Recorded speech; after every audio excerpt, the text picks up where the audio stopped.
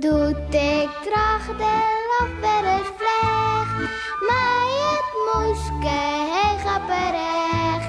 Wist ik even net wat ik zeg, de roen een beer op Skiermond zeg.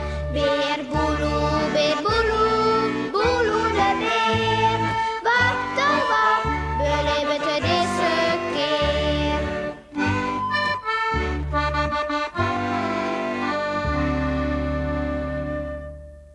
Beppes avontuur. Op een mooie maitiedsdag gaat Beppe in haar turbo-rolstoel een eindje te rijden. Oh, heerlijk, hè? De refkes uit.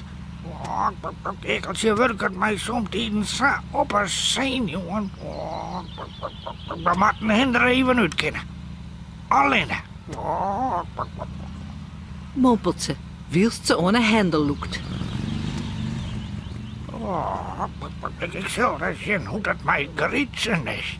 Ik heb hem al eens kof met jongen. Oh, wacht je, dan heb ik een pak koekjes. Oh, Pake Grietsen zit efter de computer. Hij had er aardig gedaan, dat juist wel.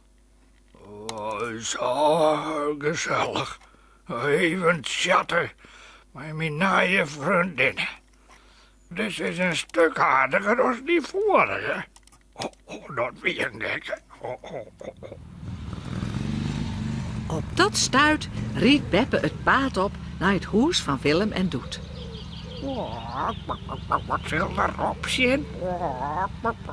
Dacht die man zit ik de hele dag maar wat in een hoest en niks. Ze loekt aan de bellen en kekke zucht nieuwsgierig wat des aan leven maakt.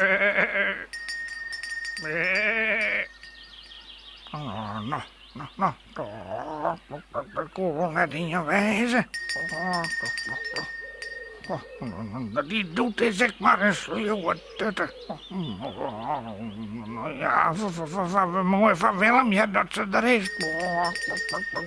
Wat mag er oorstelhoorn komen van die jongen? Ze bezieket het nog eens. Maar de deur bleef dicht. Nou is Beppe teleurgesteld. Foei, wat vind ik dit spietig. Het is aardig geweest om even te keren te thee drinken. Maar en waarom naar huis wil ik, zei ik net.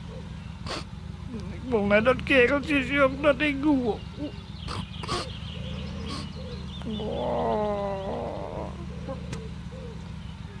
Eerme Beppe. Waar moet ze nou heen? Heid! Heid, ik geloof dat er bezitten van jou wie. Ik kende de bellen wel, maar jou net. Heid!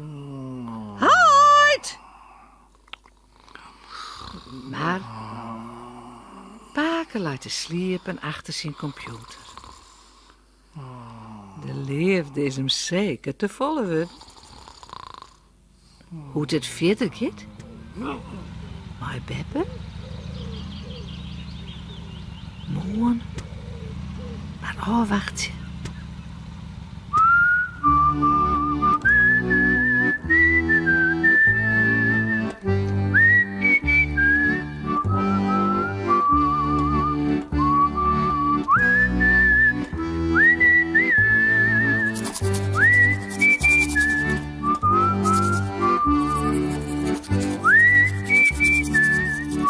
En voorast lekker sliepen.